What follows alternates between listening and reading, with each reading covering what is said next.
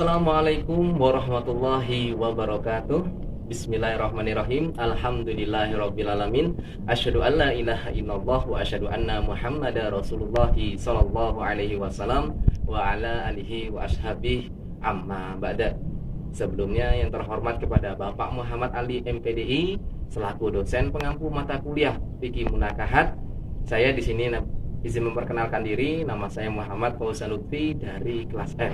Di sini saya akan menjelaskan beberapa materi tentang fikih munakahat, yaitu tentang pernikahan. Ya, baik di situ pengertian pernikahan, gitu, bagaimana hukumnya menikah, ya, konsep peminangan dan kafaah, syarat dan rukun dari pernikahan dan lain sebagainya. Yang pertama dulu yaitu pengertian dari menikah. Jadi sebelum untuk mencapai pengertian arti dari menikah, agama Islam itu adalah agama yang sempurna, ya, yang di situ mengatur dari segala aspek kehidupan tentang manusia. Jadi semuanya sudah diatur dalam agama Islam, termasuk hal pernikahan, ya, termasuk hal pernikahan. Jadi pernikahan ini, ya, hukumnya bisa wajib dan sunnah. Ya.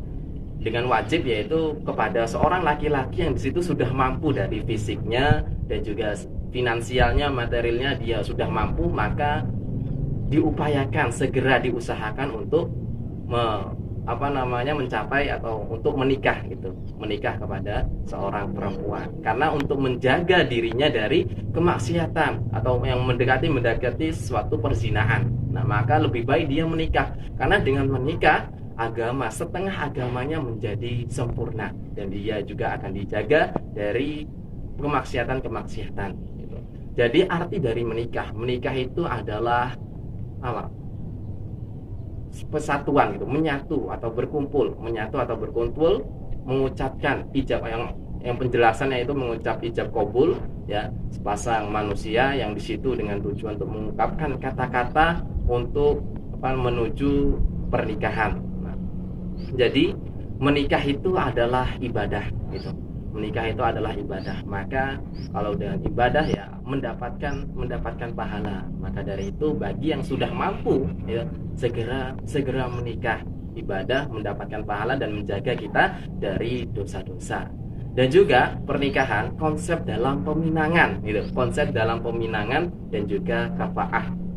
Jadi konsep dalam peminangan, seorang lelaki harus dulu menentukan kepada seorang perempuan yang akan dinikahinya. Nah, dari segi ini kita tidak boleh mendekati atau melakukan pacaran gitu, pacaran dari.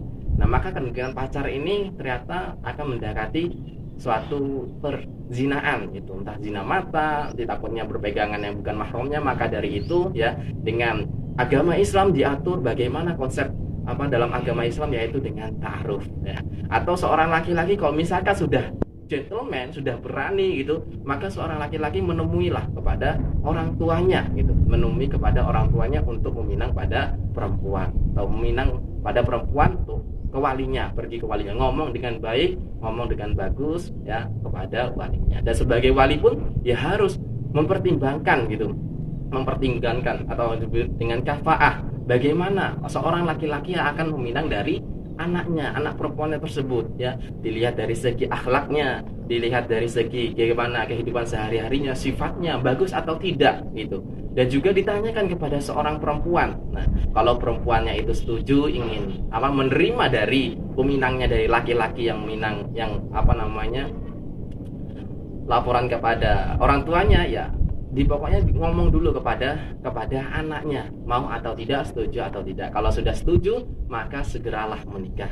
Tapi kalau tidak setuju, ngomong dengan baik-baik kepada laki-laki tersebut agar tidak timbul suatu permasalahan. Ya, kemudian yaitu materi selanjutnya, syarat dan rukun pernikahan. Ya, syarat dan rukun pernikahan ini ada 5. Yang pertama ada mempelai laki-lakinya. Yang kedua ada mempelai perempuannya. Yang ketiga ada wali nikah perempuan, wali nikahnya perempuan, walinya. Yang keempat ada saksinya. Yang kelima ada ijab kabul. Kita bahas yang pertama, yaitu ada mempelai laki-lakinya. Nah, jadi mempelai laki-laki di sini juga ada beberapa persyaratan, ya, yang harus dipenuhi dari seorang laki-laki yang ingin menikah. Yang pertama yaitu laki-laki tersebut tidak dalam keadaan ihram gitu. Tidak dalam keadaan ihram. Yang kedua juga dia jelas gitu kelaki-lakiannya gitu. Benar-benar seorang laki-laki. Dia tidak seorang laki-laki yang benar-benar laki-lakinya. Maksudnya artinya tidak mempunyai dua kelamin. Nah, yang ketiga juga seorang laki-laki harus mengetahui ya nama dari wali si perempuan dan juga nama panjangan atau nama dari calon istrinya atau dari mempelai perempuannya. Selanjutnya yaitu seorang laki-laki juga ya harus benar-benar jelas orangnya gitu. Nah, maka ketika nanti benar-benar jelas orangnya yang mana yang ingin menikah, jadi tidak ada dua orang, maka cuma satu saja laki-laki, jelas orangnya yang mana. Dan yang kedua yaitu ada mempelai perempuan. Mempelai perempuan juga ya harus benar-benar ada persyaratan dari perempuan tersebut sama. Tapi di sini juga hanya beberapa saja dari perempuan persyaratannya, yaitu seorang perempuan ya tidak dalam keadaan ihram. Nah, yang selanjutnya juga ya jelas juga orangnya yang akan dinikahkan itu yang mana ya. Yang ketiga yaitu tidak dalam keadaan masa idah atau tidak dalam keadaan istri orang lain gitu. Istri orang lain itu tidak boleh, ataupun masa idah. Masa idah itu adalah masa tunggu yang mana dia habis bercerai dari suami sebelumnya, lalu di situ ada masa idah, masa tunggu dia yang harus menunggu sampai masa idahnya selesai baru dia boleh nikah. Nah, itu untuk mempelai perempuan. Dan juga ada wali nikahnya perempuan. Jadi harus seorang perempuan harus mempunyai wali dalam suatu pernikahan. Nah, maka kalau tidak ada wali, pernikahannya tidak sah. Nah, wali nikah di sini, wali nikahnya yaitu dari orang tuanya, yaitu ayahnya gitu. Yaitu dari ayahnya. Nah, wali ini ya sebagai pendukung gitu, sebagai pendukung atau tameng yang di situ melindungi dari seorang perempuan, dari anak perempuannya yang di situ menggantikan dari seorang ibu. Nah, itu sebagai walinya dari perempuan. Nah, seorang wali ya harus benar-benar dari orang tuanya diutamakan terlebih dahulu ya, dari seorang ayahnya.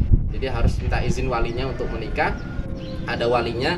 Kalau misalkan ayahnya itu tidak bisa ya, atau udah meninggal, digantikan pamannya ya yang di situ, atau adik atau kakak laki-lakinya atau saudara laki-lakinya yang lain yang di situ sudah benar-benar mampu untuk sebagai wali. Kalaupun tidak ada sama sekali yang tidak mampu untuk menjadi wali nikah, ya minta kepada wali hakim. Nah, karena sangat penting untuk wali nikah ini. Yang keempat yaitu adalah saksi. Nah, jadi pernikahan itu sah, itu juga harus ada saksinya ya. Jadi saksi dalam pernikahan itu ya dibutuhkan dua ya, seorang laki-laki yang di situ benar-benar bisa dia berakal gitu, tidak pikun, dia bisa mempunyai tidak pikun lah, nggak berpikiran, mempunyai pikiran yang baik wali tersebut, dan juga balik, terutama ya balik, berakal sehat dan juga persaksiannya itu benar-benar ya bisa menjadi saksi, orangnya jujur, tidak berdusta gitu, dan perilaku sebagai seorang saksi itu baik gitu, dipantau bahwa yang menjadi seorang saksi itu adalah orang yang benar-benar seorang yang baik. Itu untuk syarat menjadi seorang saksi ya, harus ada dua dari kerabatnya, keluarganya, pihak laki-laki ataupun perempuan untuk menjadi seorang saksi dalam pernikahan tersebut. Yang kelima yaitu ijab qabul ya. Ijab qabul adalah janji suci kepada Allah Subhanahu wa taala yang ditujukan gitu kepada Allah Subhanahu wa taala, kepada walinya, kepada penghulunya, kepada saksinya. Janji dia untuk bahwa benar-benar menikah kepada seorang mempelai wanita ya, janji kepada Allah Subhanahu wa taala ya sanggup untuk menikah dan sanggup untuk berkeluarga, melaksanakan kewajiban sebagai imam dalam rumah tangga. Nah, itu syarat dan rukun dari pernikahan. Yang selanjutnya yaitu akad pernikahan sesuai dengan agama Islam ya. Jadi ta'aruf itu adalah merupakan konsep untuk sebelum menikah, untuk perkenalan atau ta'aruf dulu kepada sang mempelai wanita. Tidak dianjurkan untuk berpacaran, karena berpacaran itu adalah apa ya, untuk mendekati suatu perzinahan. Maka jangan sampai pacaran, lakukanlah dengan ta'aruf, perkenalan dengan seorang mempelai perempuan, ya. Ya, karena agama Islam ini adalah menikah ini adalah ibadah. Namanya ibadah, kita tidak boleh melanggar. Yang pertama ya, kita tidak boleh melanggar dalam hal pernikahan, ya. Artinya melanggar tadi nggak boleh di sebelum menikah dia berpacaran terlebih dahulu, jangan sampai terlebih dahulu seperti itu, ya. Dan juga nanti ketika pernikahan juga, karena adalah hal ibadah, tidak boleh ada musik-musikan gitu. Musik-musikannya di situ ada penyanyinya, biduannya yang di situ mengumbar auratnya, sehingga malah saling dosakan orang yang mempunyai hajatan dosa, dan juga orang yang melihat pada tersebut ya dosa juga. Nah, selanjutnya dalam akad nikah, akad dalam pernikahan sesuai dengan agama Islam selain tidak melanggar, dan juga tadi ya ada walinya juga termasuk, ya. Seorang perempuan ya harus ada walinya, artinya sebagai pendukung dari ibu, sebagai pelindung dari mempelai perempuan, dari ayah kandungnya. Kalau tidak ada ya kerabat saudara-saudaranya yang masih sedarah, ya darah dengan mempelai perempuan. Yang ketiga ada maharnya, ya.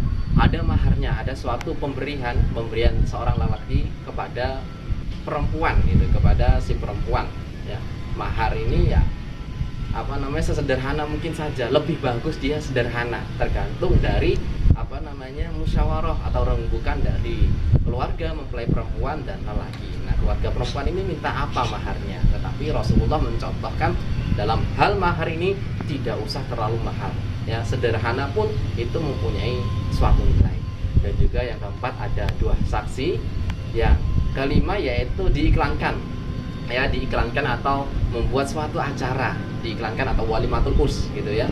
Jadi diiklankan, membuat acara dari pihak perempuan ataupun laki-laki, mengundang kepada keluarga tetangga dekatnya, ya, untuk mengundang mereka bahwa dirinya yang menikah itu tahu keluarga dekatnya bahwa laki-laki dan perempuan itu sudah menikah. Nah, itu tujuannya diiklankan agar tidak ada kabar-kabar yang jelek, kabar-kabar yang miring. Loh, kok ujung-ujung udah ada hubungan, nah, belum ada undangan apapun, belum ada. Nah, lebih banyak lebih bagus, ya, walimatul urs ini, atau diiklankan membuat suatu kondangan, membuat suatu acara di rumahnya gitu, ya. Tidak usah terlalu mewah, ya. Cukup memotong 1 kambing saja, dan juga mengundang tetangga-tetangganya, kerabat-kerabatnya gitu, agar kita juga ya bisa dilihat baik gitu. Kalau misalkan diundang oleh tetangga-tetangganya, bahwa dirinya itu ya sudah nikah, itu sudah mengundang kerabatnya. Itu juga dianjurkan oleh Rasulullah, ya, berbuat baik kepada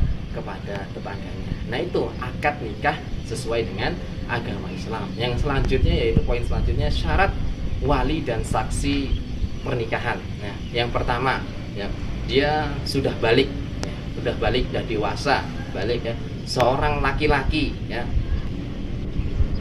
seorang merdeka, bukan seorang budak. Orangnya merdeka. Kalau zaman dulu ada memang seorang budak, dan juga ada orang merdeka. Kalau semuanya sekarang setara semua. Kalau dulu ada peraturan bahwa orang yang merdeka, bukan seorang budak, dan juga sesuai agama yang dianutnya. Nah, ini sesuai agama yang dianutnya ini maksudnya dia, ya, kalau misalkan agama Islam, maka sesuai dengan agama Islam gitu, sebagai wali atau saksinya. Tidak boleh di situ wali atau saksinya agamanya berbeda.